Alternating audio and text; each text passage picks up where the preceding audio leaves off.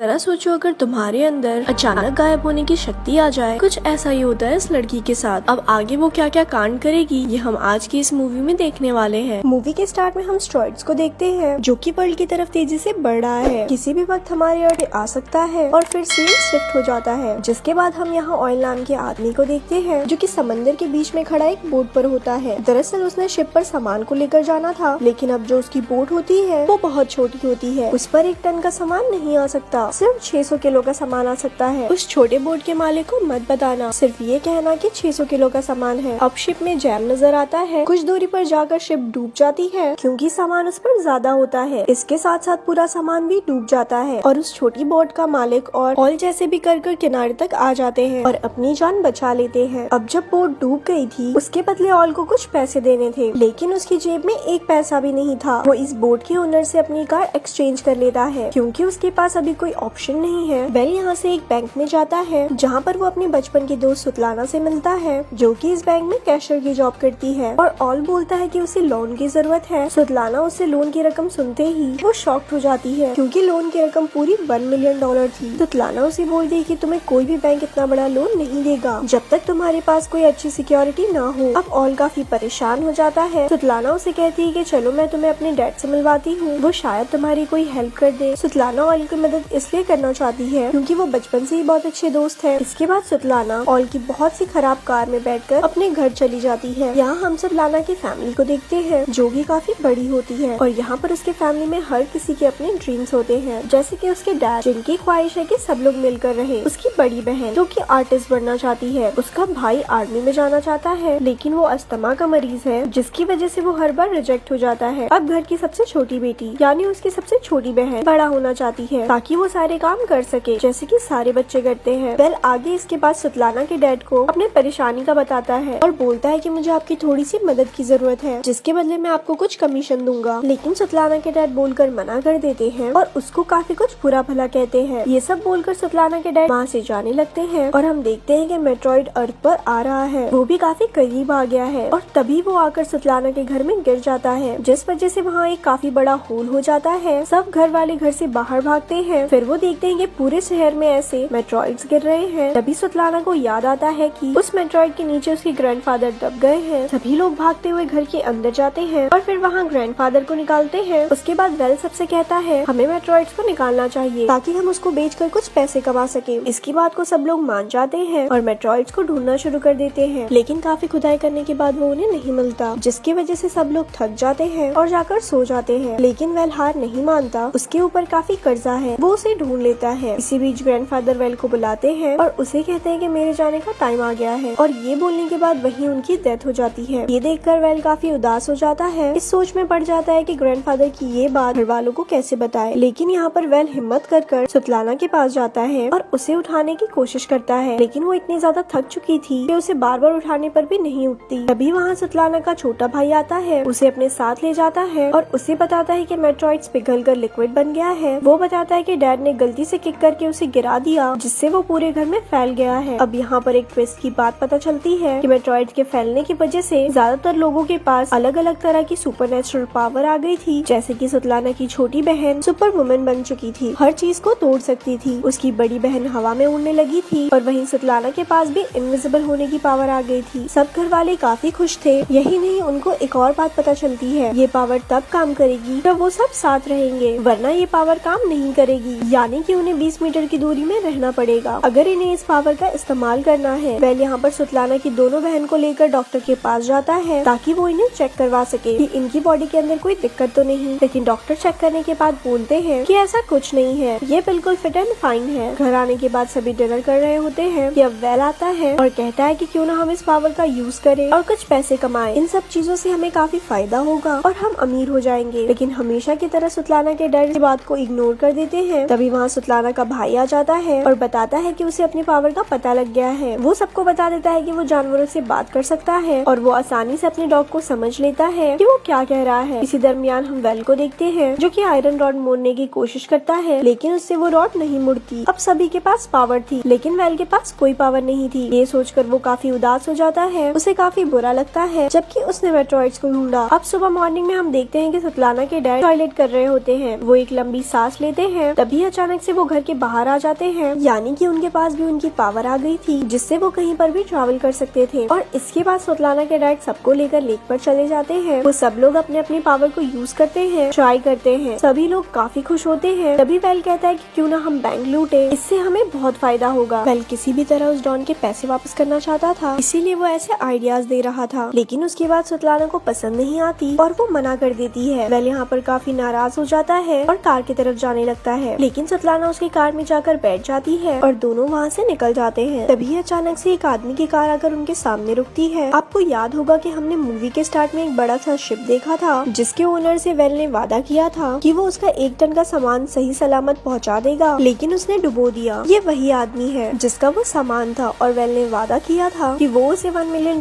का सामान उसे वापस कर देगा। अब अभी तक उसने उसके पैसे वापस नहीं किए थे, तो डॉन अब वेल को कार में बुलाता है और कहता है कि मेरे 1 मिलियन कब दे रहे हो, वरना मैं तुम्हारे ऑर्गन्स निकाल कर चाइना में भेज दूंगा। अब ये सारी बातें सुनकर वेल काफी डर जाता है और 1 हफ्ते का टाइम मांगता है पैसे लौटाने के लिए। उसी वक्त स्वतलाना सारी बातें सुन लेती है। अब वो बैंक लूटने के लिए मान जाती है। अब हम नेक्स्ट सीन में देखते हैं कि वेल और स्वतलाना के डैड को एक बंगले में लेकर जाते हैं ताकि उनके दिल में थोड़ा सा लालच आ जाए और वो बैंक लूटने के लिए मान जाए। लेकिन फिर भी स्वतलाना के डैड नहीं मानते। स्वतलाना अपने डैड को इमोशनली ब्लैकमेल करती है और वो रोने लगती है और वो डैड से कहती है कि मैंने आज तक कोई भी चीज आपसे नहीं मांगी, ये पहली और आखिरी चीज है, प्लीज मान जाओ। स्वतलाना की इमोशनल ब्लैकमेलिंग की वजह से स्वतलाना के डैड मान जाते हैं। अब घर आने पर स्वतलाना के डैड सब लोगों को इकट्ठा करके बैंक लूटने के लिए सारी डिटेल्स देने लगते हैं। वेल उन्हें बोलता है कि हमें एक कार में बैठना है, बाकी सारा काम स्वतलाना का है। वो इनविजिबल होकर बैंक के अंदर जाएगी और पैसे लेकर वापस आ जाएगी। अब ये इनका काफी आसान प्लान था। अब यहाँ पर वेल अकेला गार्डन में था जहाँ पर वो एक कप उठाने की कोशिश करता है बिना उसे छुए। तभी वहाँ स्वतलाना आ जाती है जो कि इनविजिबल थी। वो वही कप उठा रही थी। अब अगले दिन सारे कह रहे होते हैं कि उन्हें उनके पावर को पब्लिक को दिखाना है, लेकिन वेल मना कर देता है। लेकिन थोड़ी ही देर बाद वो हाँ भी कह देता है क्योंकि उसे उन लोगों की जरूरत थी। वो सब लोग एक थिएटर में जाते हैं जहाँ सभी डायरेक्टर को अपनी पावर दिखाते हैं जिससे वो काफी पैसे कमा सके। फिर नेक्स्ट सीन में हम देखते हैं कि वेल को भी पता चल जाता है कि उसके पास भी एक सुपर पावर है फाइनली, जिसमें वो अपनी उंगलियों से पानी निकाल सकता है। अब सारी फैमिली फनल एजेंट के पास जाती है। ये ग्रैंडफादर की आखिरी विश होती है कि उनका फ्यूनरल काफी अच्छा हो, जिस वजह से वो इस एजेंट के पास आए थे। अब इसके बाद वेल और स्वतलाना की छोटी बहन खाने पर जाते हैं। अब वहाँ पर कुछ आदमी वेल को काफी परेशान करते हैं। यहाँ पर स्वतलाना की बहन को गुस्सा आ जाता है और यहाँ पर वो अपनी सुपर पावर इस्तेमाल करके उनको काफी अच्छा सबक सिखाती है। अब फाइनली बैंक लूटने का टाइम आ जाता है और सारे लोग बैंक के सामने खड़े हो जाते हैं। अब जो भी करना था वो स्वतलाना को करना था, इसलिए हम जानते हैं कि वो एक इनविजिबल गर्ल है। इनविजिबल हो जाती है लेकिन उसके कपड़े अभी भी नजर आ रहे होते हैं, तो वो अपना सब कुछ रिमूव कर देती है। तभी वो इनविजिबल होकर बैंक के अंदर जाती है। अब वो फाइनली बैंक के अंदर जाकर ऑफिशियली पासवर्ड और कोड्स को जान लेती है और बाहर खड़ी कार को पुलिस की कार धक्का देने लगती है, जिसकी वजह से उन लोगों की रेंज दूर हो जाती है और अंदर स्वतलाना नजर आने लग जाती है। जैसा कि उनकी पावर को यूज करने के लिए सबको आसपास रहना ही जरूरी है और ये मुसीबत देखकर वेल कार से बाहर आ जाता है सारे लोगों को रेंज में लाने के लिए, जिससे स्वतलाना फिर इनविजिबल हो जाती है और थोड़ी देर बाद वो वापस कार में आकर बैठ जाती है बिना पैसे लिए, क्योंकि बाहर पुलिस आ जाती है। सबको एक एक कर पुलिस कार रोक लेती है। उस वक्त स्वतलाना के डैड कार से गायब हो जाते हैं। फिर पुलिस उन लोगों के पास आती है और कुछ नहीं बोलती और जाने देती है। अब कुछ देर बाद स्वतलाना के डैड की कॉल आती है और वो उसे बोलते हैं कि उन्हें नहीं पता कि वो गायब होकर कहाँ आ चुके हैं। उसी वक्त कुछ पुलिस वाले वैन का दरवाजा खोलते हैं और उसमें स्वतलाना के डैड को देखते हैं, मतलब वो गायब होकर पुलिस के वैन में है। इसके बाद वेल घर आकर काफी गुस्सा करता है और शाउट करता है और कहता है कि तुम लोग बहुत बेवकूफ हो, हम कभी भी बैंक नहीं लूट सकते हैं। तभी ये सुनकर स्वतलाना की बहन बताती है कि उसका थिएटर में शो है, तो वेल ये सुनकर कहता है कि हम सबको शो की तरफ डाइवर्ट कर देंगे और रात के वक्त बैंक को लूट लेंगे। पर यहाँ पर स्वतलाना की बहन थिएटर में देखती है कि काफी तादाद में लोग आए हुए हैं और यहाँ पर लोगों को देखकर वो नर्वस हो जाती है और वहाँ से उड़कर भागने लगती है। अब स्वतलाना और वेल उसको समझाने के लिए उसके पास जाते हैं। इसी दरमियान वेल का जो डॉन होता है वो उसे देख लेता है, उसे उठाकर ले जाता है, जिसके बाद डॉन के लोग वेल को काफी बुरी तरह से मारते हैं। वेल काफी जख्मी हालत में थिएटर से बाहर आता है और स्वतलाना की फैमिली को काफी बुरा भला कहता है कि तुम्हें जितनी मर्जी अच्छी पावर मिल जाए तुम इसका इस्तेमाल नहीं कर सकते। ये बात उनको बुरी लगती है और वो वेल को पकड़कर गाड़ी में बंद कर देते हैं और ठान लेते हैं कि वो चोरी कर रहेंगे। अब सभी लोग बैंक के पीछे वाले गेट पर पहुंच जाते हैं। स्वतलाना की बहन उड़कर बैंक के खिड़की पर एक चेन बांध देती है, जिसके बाद उसकी छोटी बहन अपने पावर को यूज करके उस खिड़की को उखाड़ देती है और साथ ही रोड पर लाकर ट्रक खड़ा कर देते हैं, जिससे कि पुलिस आए और उन्हें अंदर आने में दिक्कत हो। हो। ये सारी चीजें करने के बाद उसकी छोटी बहन बैंक से सारे लॉकर्स को उठा लेती है और खिड़की से नीचे फेंक देती है क्योंकि उसके पास सुपर वुमन की पावर है। फिर कार में लॉकर को रखकर भाग जाते हैं। तब तक वहाँ पुलिस पहुँच गई थी, मगर यहाँ पर सुतलाना का भाई चालाकी से अपने डॉग्स को पुलिस के बीच छोड़ देता है। वो लोग वहाँ से निकलने में कामयाब हो जाते हैं। अब थोड़ी देर बाद सुबह हो जाती है। सारे लोग शहर से काफी दूर एक जगह पर एंजॉय करते हैं। तभी ग्रैंडफादर कहते हैं कि मेरे मरने का टाइम आ गया है, मुझे यहीं पर छोड़ दो और तुम लोग चले जाओ। और उनकी ये बात लोग मान लेते हैं और चले जाते हैं। थोड़ी ही देर बाद ग्रैंडफादर वहीं मर जाते हैं। वेल सबको उनके हिस्से के पैसे दे देता है और उसी वक्त सुतलाना कहती है कि हमने काफी गलत किया, हमें ग्रैंडफादर को ऐसे नहीं छोड़ना चाहिए था। लेकिन वेल कहता है कि हम वहाँ वापस नहीं जाएंगे। ये बात सुतलाना को काफी बुरी लगती है और वो वेल से कहती है कि तुम अपना हिस्सा लो और कार से उतर जाओ। ये बात सुनकर वेल गुस्से में आ जाता है और कार से उतर जाता है। अब यहाँ से आगे हम देखते हैं कि वेल ने पूरे $1 मिलियन